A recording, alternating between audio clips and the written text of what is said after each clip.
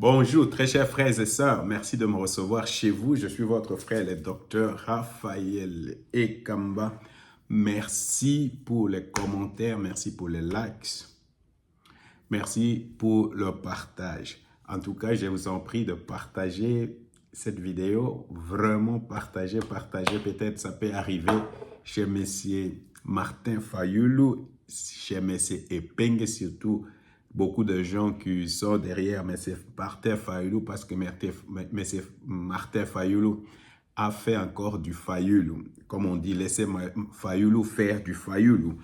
Alors, il a fait encore, après avoir fait son discours, il a donné, je crois, une interview chez TV5 et je pense aussi chez France 24. Mais j'ai vu seulement chez TV5. Alors, je ne sais pas comment j'ai intitulé ça, Fayoulou, les peuples, la patrie ou l'envie du pouvoir. C'est comme ça. La mort politique annoncée de Martin Fayoulou. Alors, c'est là-dessus, je vais vraiment parler avec nous aujourd'hui. Donc, j'ai regardé cette interview. Ça, c'est la transcription de l'interview, de 6 minutes de l'interview de Martin Fayoulou. J'ai encore son discours, j'ai tout transcrit, son discours aussi. Donc, on va essayer de vraiment de s'amuser avec cela. D'abord, j'ai vu selon HK Today, Honoré Kabongo.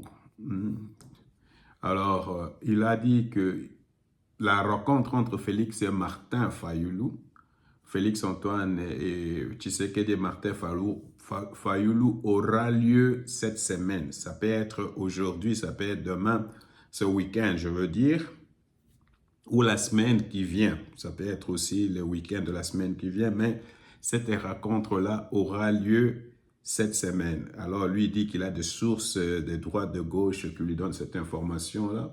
Alors, on va voir. Moi, je voulais réagir parce que c'est hier, j'ai déjà vu cette interview-là. Alors, je m'attendais vraiment parce que j'étais moi-même choqué. Je dois être honnête. Dans les commentaires, j'ai écrit quelque chose. J'étais vraiment choqué à voir cette interview. Mais alors, je m'étais en train de dire, c'est d'abord, il faut attendre la rencontre entre Félix et Martin. Comme ça, on peut savoir qu'est-ce qui sort de cette rencontre. Mais la sortie médiatique de Martin Fayoulou a jeté vraiment, c'est comme on dit, une pavée dans l'eau. Vraiment, ça a poussé vraiment à beaucoup de confusion. C'est comme une douche froide pour nous qui étions vraiment en faveur de cette rencontre ou tout au moins nous qui promouvons la rencontre entre Félix Antoine Tshisekedi et Martin Fayoulou. C'était vraiment une confusion, une douche froide. Alors, c'est pourquoi ça suscite beaucoup de questions, même pour moi, pour vous aussi. Par exemple, je pense, j'ai 3 principales questions auxquelles moi, je ne sais pas, vraiment beaucoup d'entre nous devons peut-être répondre. Il y a vraiment la question de savoir, peut-on faire confiance à Martin Fayoulou? Est-ce que Martin Fayoulou, c'est un puppet dans le sens d'une marionnette de la CENCO, ECC, de la France, de l'Union européenne? Est-ce qu'il est vraiment les marionnettes de l'axe du mal? Vous savez, l'axe du mal, ce sont les pays qui n'ont pas voté pour nous au Conseil de sécurité ou aux Nations Unies. Les Congo-Brazza, le Rwanda, l'Ouganda, le Kenya. Est-ce que c'est les marionnettes de Katumbi, de Kabila, de Kagame? Alors la vraie question est de savoir pour qui roule Martin Fayoulou. Alors, je ne sais pas, je peux peut-être donner quelques éléments de réflexion parce que là, je ne sais pas vraiment savoir ou dire combien de Fayoulous, alors maintenant c'est le pluriel, combien de Fayoulous il y a dans Fayoulou. Ça, je ne sais pas. Parce que vraiment, on pourra vraiment parler peut-être de quelqu'un qui est bipolaire ou quelqu'un vraiment qui a de multiples personnalités. Parce qu'on ne sait pas vraiment situer quel Fayoulou part. Alors, c'est Martin Azaloko la Motomoko a vraiment bazui na otage, hein, pratiquement. Donc, on va vraiment voir quel est le Martin avec qui on a affaire. Hein. C'est un peu difficile de cerner quel Martin on a affaire. Donc, ça va nous occuper un peu. Alors, est-ce que les discours, les interviews, parce que les discours, je pense, ça c'est mon avis, les discours, c'est ce que Martin Fayolle veut vraiment dire. L'interview, c'est comme s'il y a quelque chose qui a changé après les réactions des gens, alors peut-être les consultations, des gens qui ont peut-être chuchoté dans les oreilles de Martin. Alors, Martin essaie peut-être un peu de faire un rétro-pédalage, je ne sais pas. Alors maintenant, une autre question qui me préoccupe, est-ce que Martin Fayolle joue les politiciens? Vous savez, les politiciens, ils ont toujours un langage, ils font un pas, ils reculent. Est-ce que c'est un homme de conviction? Est-ce qu'il joue à la politique, à la duplicité pour ne pas paraître faible? Parce que savons que c'est lui qui a demandé de voir Félix Antoine Tshisekedi. Donc, jouer à l'opposition, monter les enchères avant de rencontrer Félix. Alors, la question est de savoir maintenant, la troisième question est de savoir, faut-il faire confiance à Martin Fayolle pour qu'il devienne le premier ministre de Félix Antoine Tshisekedi? Ok, je sais, à cette matière ici, c'est lui, c'est Tshisekedi qui a l'autorité de nommer le premier ministre et tout ça, mais est-ce qu'on peut faire confiance à Martin Fayolle pour diriger Bemba, pour diriger Muzito, pour diriger même Mukwege, ou pour diriger toute autre personne qui pourra entrer dans ce gouvernement? N'oubliez pas que Bemba connaît Martin. Ça veut dire qu'il connaît le caractère de Martin. Ce sont des gens qui ont travaillé avec lui. Muzito connaît le caractère de Martin. D'ailleurs, Muzito, c'est le dernier qui a quitté les bateaux Martin. Katumbi aussi. Alors, je ne sais pas comme ces gens-là connaissent Martin Fayolle mieux que nous pour l'avoir travaillé avec lui, pour avoir fait des choses avec lui. Alors, je ne sais pas si Félix sera prêt à accepter ces personnages ou cet homme comment on dit, je ne sais pas, bipolaire ou qui vraiment, qui est versatile et change à tout bout de champ. Parce que là, par exemple, Félix lui-même disait, il voulait parler avec lui, mais lui, il n'accepte pas les résultats des élections. Alors, quand vous suivez ce que Martin Fayolle, lui, a dit, c'est ça, hein? Qu'est-ce qu'il a dit? Vous en voulez plus à Félix et sur votre compte X, il est encore été président élu. Alors, vous voyez, élu, il est pas... je suis toujours président élu. On ne change pas ce qui... on ne change pas ce que le peuple a décidé et établi. On ne change pas ce qui a été décidé et établi par le peuple. Mais ces Nanga et Kabila Tshisekedi se sont complotés contre le peuple et ils se sont donné les résultats qu'ils ont donnés. Ça reste. C'est l'éternel, tout ça. Donc, vous voyez que jusque-là, il n'a pas encore vraiment mis fin à ces rêveries de président élu et des choses comme ça.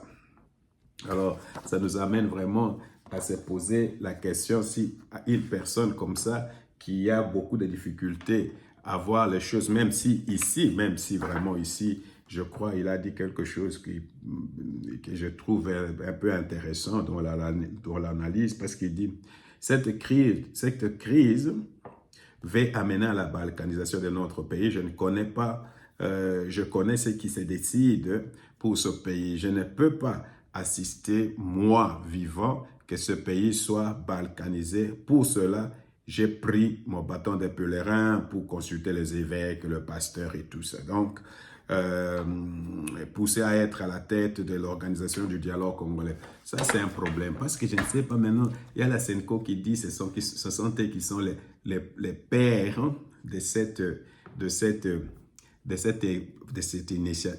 initiative de pacte social. Alors, lui, il dit que c'est moi. Donc, c'est pour cette raison, peut-être, il veut directement, comme la Senko ne peut pas ne peuvent plus parler directement à Félix. Alors, lui, il dit non, moi, c'est mon initiative, je vais aller parler avec Félix là-dessus. Ça peut être possible. Alors maintenant,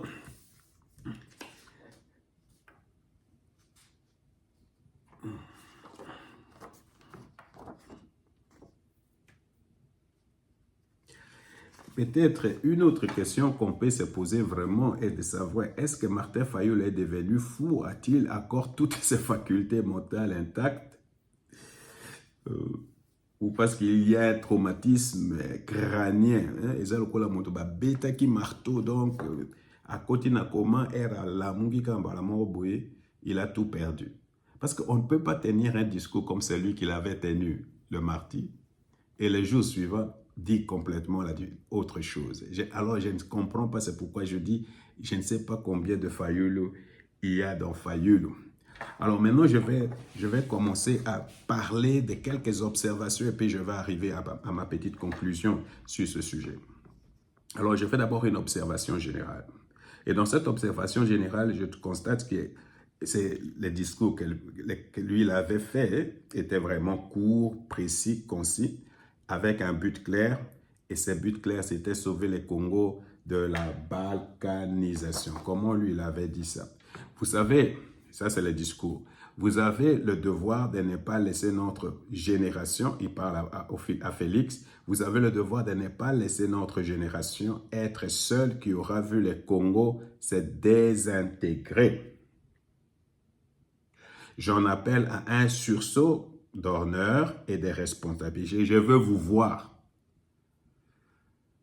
pour une discussion directe, sans faux semblant, sans compromission, mais par patriotisme, afin de trouver une issue digne à cette crise. Afin de ça, c'est le but. Le but, c'est trouver une solution à cette issue. Donc, je vais voir Félix pour qu'on parle sans prendre les gants et sortir avec une solution pour le Congo. C'est ça le but. Alors, si c'est ça le dialogue, ça veut dire le dialogue entre lui et Félix Antoine Tshisekedi, ou c'est le dialogue inclusif. Alors, ici, c'est là où ça commence à faire vraiment la contradiction. Est-ce que c'est un dialogue inclusif ou c'est un dialogue entre lui et Félix Antoine Tshisekedi? Et de ces dialogues vont sortir des solutions. Oui, il faut mourir pour que les Congos renaissent, alors mourons, mais que notre mort soit utile. Que ce combat soit celui pour la résurrection nationale. Pour la résurrection nationale. Alors, c'est ça le but de la rencontre, un dialogue entre deux personnes, tête à tête, mano a mano, et puis discuter. Maintenant, et de cette discussion-là, comme il lui dit, sans faux semblant, sans compromis, et c'est de cela, entre deux personnes, c'est tout au moins ma compréhension.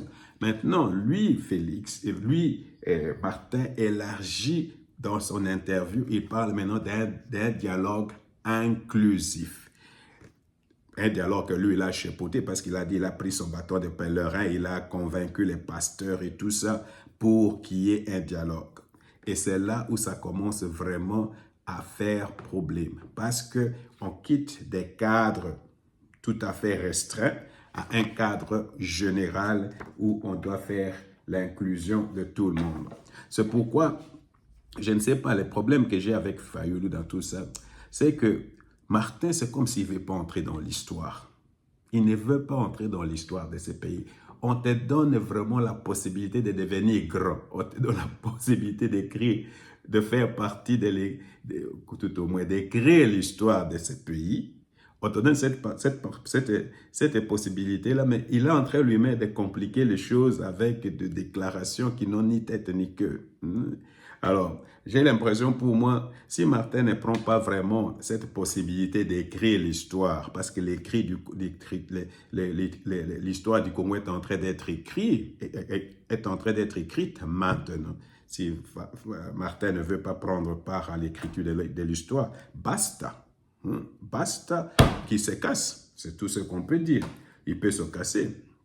il peut se casser. Donc, pour moi, ce n'est pas vraiment la fin du monde. Alors, c'est pourquoi je suis vraiment, que je ne sais pas ce que je peux dire à propos. Soit il se casse, soit il fait l'histoire avec nous. Soit il fait l'histoire avec nous. Vous savez, par exemple, quand j'étais en train de lire sur la balkanisation, hein, oh non, la balkanisation, il faut sauver les pays de la balkanisation. Non, mais je venais de vous démontrer hier qu'avec le site ou la place que le Congo maintenant a dans le Conseil de sécurité pendant 2 ans, il n'y aura pas de balkanisation. Mais c'est Fayoulou se trompe, il n'y aura plus de balkanisation du pays. Alors, parce que vraiment, parce qu'il est en train de dire c'est quelque chose qui est en marche, parce que ce sont des mots, il joue avec les mots. C'est depuis 1960, c'est en marche, ça vient à grands pas. OK. C'était depuis 1960 et ça continue toujours à marcher. Et maintenant, ça vient aussi à grands pas. Dans tout ça, il y a quelque chose. Ce sont des mots tout simplement pour faire de la pression, je ne sais pas, pour faire. Mais en réalité, la balkanisation ne va plus arriver. En réalité, ça ne va plus. Il n'y aura plus de balkanisation parce que le Congo siège même là où les décisions se prennent sur les questions de paix et de guerre. Alors moi, je pense que là aussi, M. Fayoulou a fait une très mauvaise lecture. Alors, je vais parler aussi d'une autre observation qui est le choix des médias et puis l'expression corporelle. D'abord, je ne comprends pas pourquoi il a choisi TV5, il a choisi France 24 et il n'a pas choisi un média local. Ça peut être Top Congo, ça peut être la télé là, de Télé 50, ça peut être Bosolo, donc vraiment tu cherches à parler aux Congolais. Mais toi, tu vas parler aux Congolais au travers d'une chaîne étrangère. Ça, c'est quelque chose que je ne comprends pas. Ça, c'est quelque chose que je ne comprends pas. Et pourquoi il fait ça? Parce qu'on va poser des questions sur ces contradictions. Et d'ailleurs, même ces contradictions-là l'ont poursuivi là-bas dans les TV5. Alors ça, c'est un autre. Alors, il me paraît fatigué, il me paraît stressé, il me paraît dépassé. Donc, et j'ai toujours dit, je ne sais pas si vraiment Martin Fayoulou peut être président de la République et subir la pression qui vient avec être président de la République démocratique du Congo. Ça, je ne pense pas. Ça, je ne pense pas. C'est pourquoi je commence à avoir de doutes. Même pour être Premier ministre, je vous ai dit que Madame Soumi, moi, est déjà fatiguée. Fatiguée, vous les sentez. Vous les sentez, ce n'est pas vraiment un travail facile. Alors j'avais l'impression vraiment que Martin Fayoulou, c'est comme une personne prise en otage et qui doit absolument, c'est comme si il est pris en otage quelque part et on a mis des mots dans sa bouche pour qu'il parle. Alors je ne sais pas qu'est-ce qu'il a pris en otage. Hein. Alors Martin Azalokola Motobazu en otage. On lui demande de dire des choses et puis il est en train de dire, il est en train de raconter. Ce que je peux dire, c'est que ce qu'il avait dit dans son discours et ce qu'il était en train de dire, c'est comme si on le pousse maintenant à contredire tout ce qu'il lui il avait dit dans son discours. Et c'est là où il y a maintenant beaucoup de confusion. Beaucoup de confusion. J'ai l'impression que Martin Fayoulou est en train de confondre entre le deal et les accords de paix. Alors, il y a le deal entre la République démocratique, le deal minier entre la République démocratique du Congo, c'est deal minier et sécurité, hein, entre la République démocratique du Congo et le deal, ou tout au moins les accords de paix entre la République démocratique du Congo et le Rwanda. Alors, vous voyez que là aussi, il y a une confusion par le fait qu'il est vraiment sous pression, il est peut-être stressé, et on lui souffle des choses et il est en train vraiment de confondre les processus. Il était vraiment confus, il était confus. Il était complètement confus, donc il ne savait pas distinguer les accords de paix entre la République démocratique du Congo qui doit être signé, qui se négocie, et puis le deal, qui est un accord bilatéral sur l'extraction des minerais stratégiques et sur, en échange de la sécurité. Alors, ce qui me surprend, et c'est peut-être ça, maintenant je suis un peu cynique. Je suis un peu cynique et puis maintenant, je peux dire, je peux un peu comment on dit, colpotiste, ou je ne sais pas, peut-être dans la théorie du complot maintenant. Parce que ça me surprend que cette interview a eu lieu juste après que le Congo ait gagné une place dans dans les conseils de sécurité comme pays comme membre non permanent, et la vice-présidente de la réunion de l'ONU en septembre. Alors, je ne sais pas, est-ce que c'était une façon vraiment de s'aborder cette victoire parce que ce battage médiatique et la joie et la façon dont les gens étaient en train de jubiler pour dire le Congo est de retour, je ne sais pas si il avait vraiment pensé à cela ou il l'a fait exprès, je ne sais pas. Alors, je ne sais pas s'il travaille pour les ennemis, surtout pour les pays qui n'ont pas voté pour la République démocratique du Congo, pratiquement. Le Rwanda, le Congo-Brazzaville, l'Ouganda et le Kenya.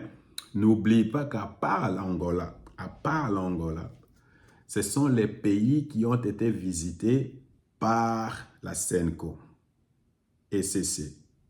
Tous les 5 pays-là qui ont été visités par la CENCO et CC, seulement un pays a voté pour nous, l'Angola. Les autres 4 n'ont pas voté pour nous.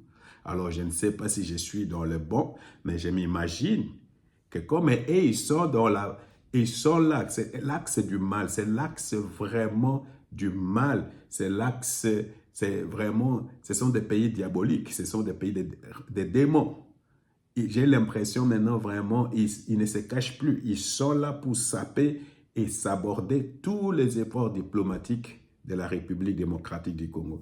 Alors, qui fait la même chose? C'est la CENCO et CC. C'est la CENCO et CC qui est dans la même démarche. Alors, je ne sais pas comment Fayoulou travaille avec la CENCO et CC. Est-ce que cette sortie, ce n'était pas pour vraiment s'aborder ou tout au moins diminuer les effets de l'annonce de notre membership dans cette histoire de Conseil de sécurité. Alors, je ne sais pas, à vous me le dire, s'il fait ce travail de sabotage.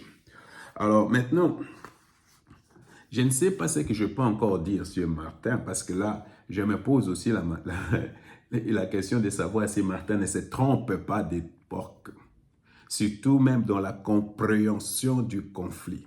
Vous voyez par exemple actuellement, regardez un peu la tendance en Afrique. La tendance en Afrique, c'est d'être vraiment, de se tenir la tête contre l'impérialisme. Vous trouvez ça en Namibie avec la femme nouvelle qui est devenue présidente là-bas. Allez au Botswana. Je ne sais pas si vous avez suivi les discours du président de Botswana, lui aussi dans les camouflages, dans les habits camouflages, comme Ibrahim Traoré, très nationaliste, vraiment contre toujours l'Occident. Alors, vous voyez maintenant, il y a les Traoré, il y a tout l'AIS. Alors, la tendance en Afrique, c'est de vouloir s'opposer à l'Occident, c'est de vouloir s'opposer. Mais j'ai l'impression, et c'est peut-être ça l'erreur, il est en train de se tromper d'époque. À cette époque ici, on ne peut plus vraiment, on n'a plus besoin de dirigeants qui vont aller vraiment sur TV5, qui veulent s'afficher comme vraiment les meilleurs élèves de la France, les meilleurs élèves de l'Union européenne, les meilleurs élèves des États-Unis. On veut avoir des présidents ou des premiers ministres qui sont vertébrés, qui peuvent dire non aux puissances occidentales. Et c'est là où Martin Fayoulou est en train de faire aussi une erreur. c'est comme s'il serait une marionnette de puissances étrangères, particulièrement de la France ou de l'Union européenne, de l'Union européenne. Une autre erreur que lui il est en train de faire, c'est un erreur de jugement. J'ai toujours dit, Martin Fayoul fait toujours des erreurs de jugement. Et quelqu'un qui fait des erreurs de jugement ne peut pas être président de la République, tout au moins Premier ministre. On va l'accepter parce que c'est Félix qui les connaît. Félix les connaît mieux, mais quand on voit ça vraiment, ce sont des graves erreurs.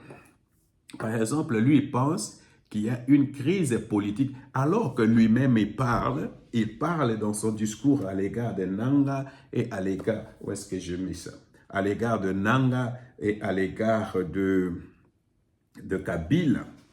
Il leur dit que leur présence à Goma, ils doivent quitter, c'est de la trahison. Il parle à Nanga que tu ne peux pas, aucune ambition ne peut pas conduire à ce que tu tues les gens. Alors, lui-même, il dit ça. C'est lui qui a écrit ce discours-là. Qu'il y a l'occupation, les Congos sont occupés. Alors, à ce moment-là, il vient avec aussi la proposition de faire un dialogue inclusif. Alors, dans ce dialogue inclusif, qui doit être là? Lui, il parle de Kabila doit être là. Il dit de Nanga qu'il doit être là. Alors, est-ce que si Nanga et Kabila sont là, la guerre est finie? Ça, je ne pense pas. Parce que c'est une occupation. Alors, vous voyez que si on parle d'une occupation, ça veut dire qu'il y a une armée étrangère sur notre sol. On ne peut plus parler d'abord de dialogue. On dit, laissez-les d'abord partir. Ça, c'est grave. Le plus grave problème, c'est que la puissance étrangère sur notre sol. Et maintenant, là, ils sont en train peut-être de se mélanger et tout ça. Il faut d'abord vraiment sortir tous ces gens-là. Quand ces gens-là seront sortis, venez discuter. C'est ce que tout le monde est en train de dire. Mais lui, il parle d'abord de ce dialogue. Et c'est là où je ne comprends pas ces deux poids, deux mesures. Tu dis une chose et tu dis le contraire en même temps. Donc, c'est la difficulté. Donc, il fait du fayoulou, comme on venait de dire. Alors, il est en train de faire du fayoulou. Alors, là aussi, non pas seulement il parle d'un dialogue inclusif, à mon sens, j'ai l'impression qu'il est en train de pousser cette idée d'absolution, de laver les gens qui ont tué. Tu ne peux pas dire vraiment que tu ne peux pas trahir le pays et laisser ces gens-là impunis. On ne peut pas accepter que des personnes viennent tuer et ces gens-là restent impunis. Donc là aussi, il n'a pas été très clair. Donc, voilà que c'est quelqu'un qui s'est contredit. Je regrette parce que vraiment, moi personnellement, je pense qu'ils doivent travailler ensemble. Mais avoir la façon dont il présente les choses, donc dans son discours, tout était bien dit, c'est clair, c'est concis. Il vient vraiment mettre, je ne sais pas comment, il y a une expression avec de l'eau, c'est vraiment c'est comme pour faire que la source devienne complètement sale. Là. Donc, il est venu vraiment boucher, ou je ne sais pas, mettre l'eau qui était claire, il vient mettre de la boue et ça devient vraiment ça devient tout noir. Là. Donc, vraiment, c'est un peu difficile. C'est vraiment un peu difficile. Alors, il y a des gens qui pensent que peut-être Martin Fayoulou fait ça pour faire de la pression sur Félix Antoine Tshisekedi. Alors, tout le monde parle de dialogue, de réconciliation. Alors, il faut savoir, hein, dans cette histoire, la seule personne habilitée à convoquer le dialogue, maintenant c'est clair, hein, la Senko et CC le savent. Même Fayoulou et tout le sait. Ce n'est pas Kabila, ce n'est pas Nanga, j'ai toujours dit. Même les gens qui sont à l'Est dépendent maintenant d'une certaine façon. Leur survie dépend maintenant de Félix. Donc, c'est la seule personne légitime qui peut donner le dialogue, qui peut convoquer le dialogue, qui peut légitimer le dialogue. Si Félix refuse, il n'y aura pas de dialogue. Alors, maintenant, si Félix refuse, la seule pression qu'ils ont, c'est de faire la guerre, comme Kabila est là-bas, faire une pression avec la Kabila M23, AFC pour vouloir prendre du territoire et faire de la pression. Alors, Alors, dans les cas où Félix va dire non, je ne veux pas, par exemple, je ne veux pas te recevoir. Alors, on va, avant, et d'ailleurs, j'étais en train de dire, je ne pense pas que vraiment, avant que Fayoulou fasse ce discours-là, il n'avait pas eu des contacts et parlé avec Félix Antoine Tshisekedi. Ça, je ne pense pas. Je pense qu'il y avait des émissaires et tout ça, et c'est comme ça qu'il est venu faire le discours. Mais après maintenant la sortie de son interview, est-ce que Félix peut changer maintenant d'avis pour dire je ne te reçois pas? Ça, je ne crois pas. Félix va le recevoir. Félix va le recevoir. Mais maintenant, lui, il est en train peut-être de faire monter des enchères tout simplement pour dire s'ils ne s'attendent pour là-bas, je me lave. Alors, et c'est là aussi la plus grande erreur vraiment de M. Fayoulou, parce que je suis en train de prédire sa mort politique. Si M. Fayoulou, cette fois-ci, ne s'y prend pas comme il faut, il va mourir politiquement. N'oubliez pas, Martin Fayoulou a 71 ans. Martin Fayoulou ne va pas entrer dans l'histoire de ce pays. Et ça va être une petite ligne dans l'histoire de ce pays. Qui va se rappeler de Martin Fayoulou? On te donne la possibilité de devenir un homme, de devenir grand, d'aller faire quelque chose pour ton pays. Quand on parle de patriotisme, là, c'est faire quelque chose pour ton pays. On te donne cette possibilité.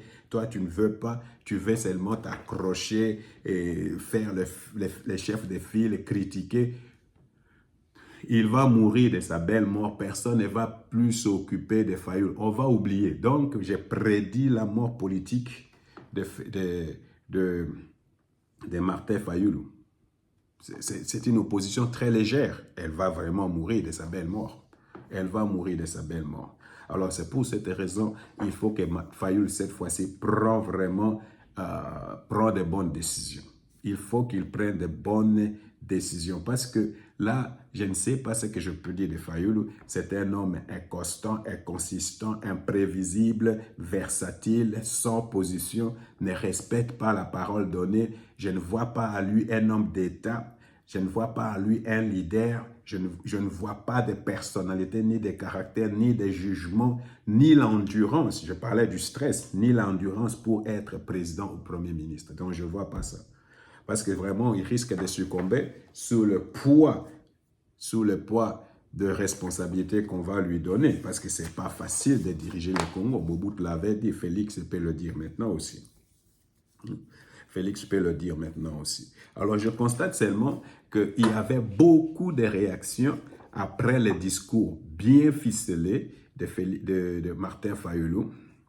Alors, c'est un discours qui a provoqué beaucoup de réactions dans les camps de la patrie, comme les nôtres. Nous avons tout de suite dit c'est une bonne chose. Mais dans l'autre camp, dans les camps qui est contre la République, les Kabila, les Katumbi, la Senko, et c'est aussi une autre réaction. J'ai vu par exemple la réaction, je ne sais pas si elle s'appelle Mami Kapinga ou je ne sais pas, quelque chose comme ça, où il dit Fayoulou sainte par l'union sacrée. Donc, vous voyez que ces gens-là aussi réagissent parce que vraiment, ils ont mis aussi beaucoup d'espoir dans Fayoulou. Alors, les opposants légers, surtout comme les gens qui sont dirigés par la Senko, étaient obligés absolument, maintenant, après la sortie de Fayoulou, ils devaient prendre position contre Kabila à l'Est. Or, ils ne peuvent pas le faire parce qu'ils travaillent ensemble avec Kabila. Les gens de la Senko et CC, comme ils travaillent ensemble avec Kabila. Alors,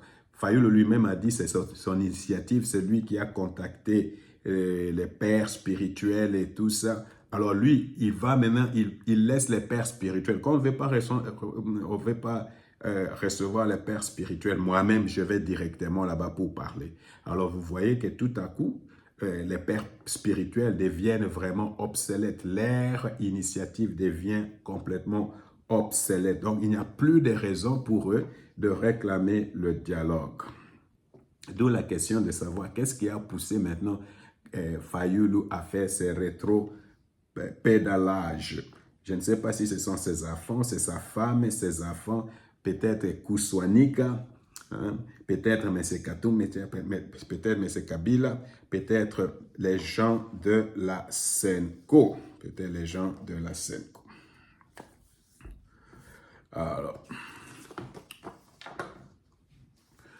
Alors, vous comprenez, très chers frères et sœurs, que Monsieur Fayulu, à mon sens, Monsieur Fayulu est tout sauf un homme d'État. Monsieur Fayulu est tout sauf un homme d'État.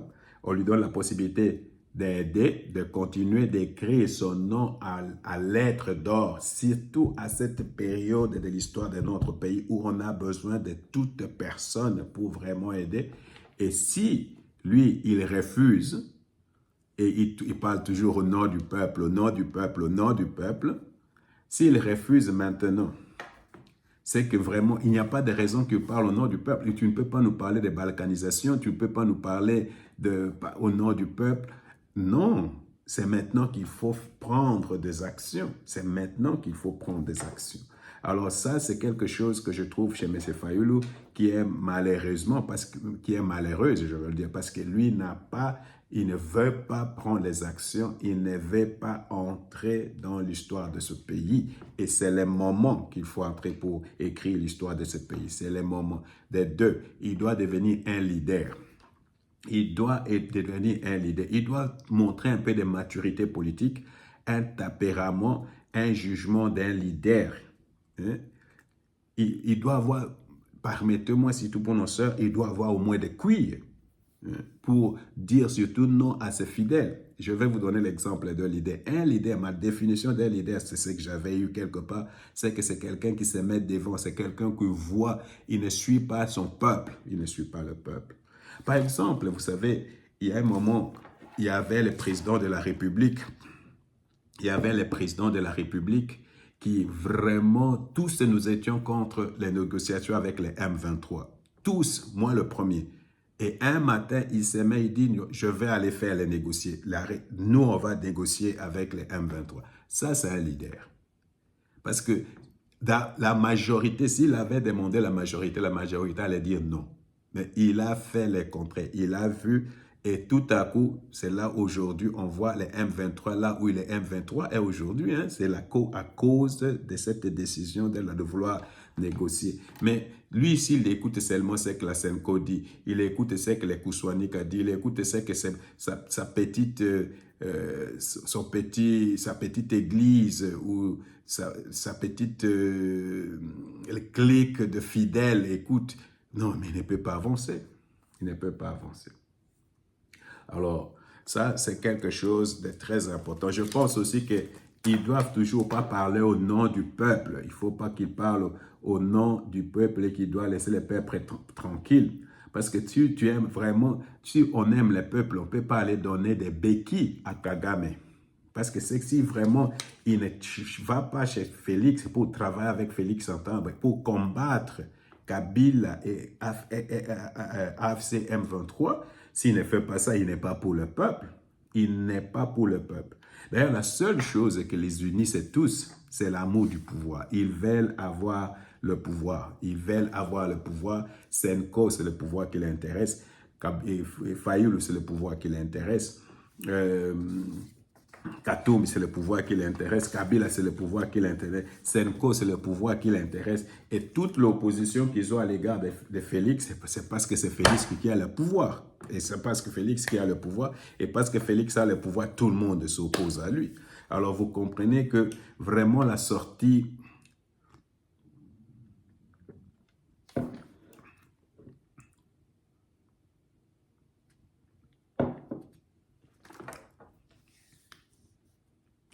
La sortie de M. Fayulu nous a tous vraiment très choqués, surtout nous qui voulons encourager de travailler ensemble.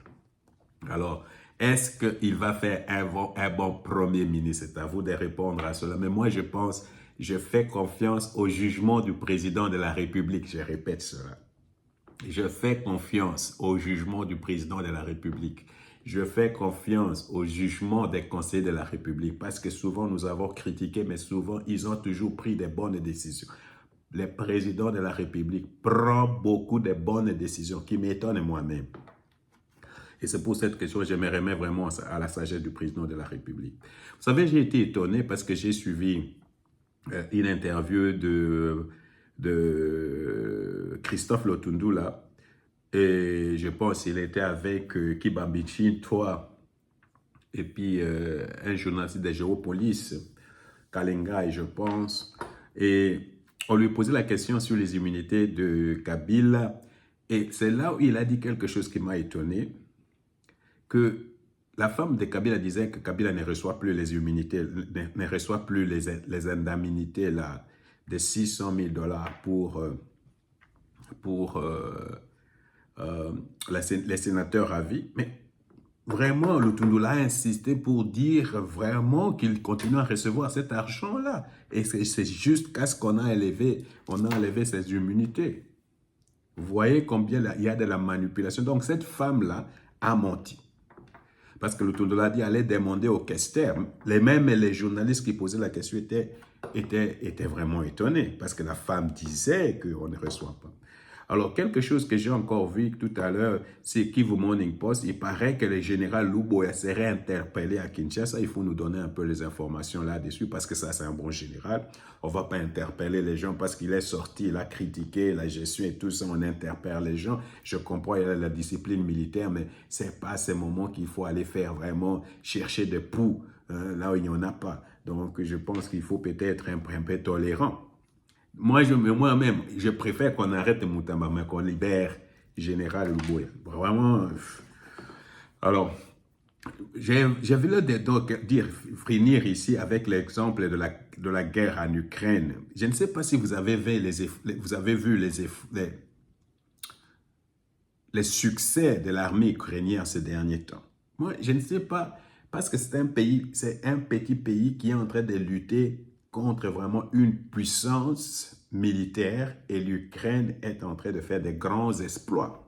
Des grands exploits. Par exemple, là, je ne sais pas comment ils ont fait, mais ils ont vraiment anéanti au moins 40 par des petits drones, d'à peu près avec vraiment des drones qui coûtent 1000 €. J'ai Google, comment on dit, et ça coûte 1000 €, 1500 €. Et ils vont endommager des avions qui coûtent des millions. Vous comprenez que vraiment nous pouvons apprendre. Nous pouvons beaucoup apprendre de l'Ukraine. Il ne faut pas que le Rwanda apprenne de l'Ukraine. C'est nous qui devons apprendre de l'Ukraine. La façon de faire. Même les ponts de Kerch.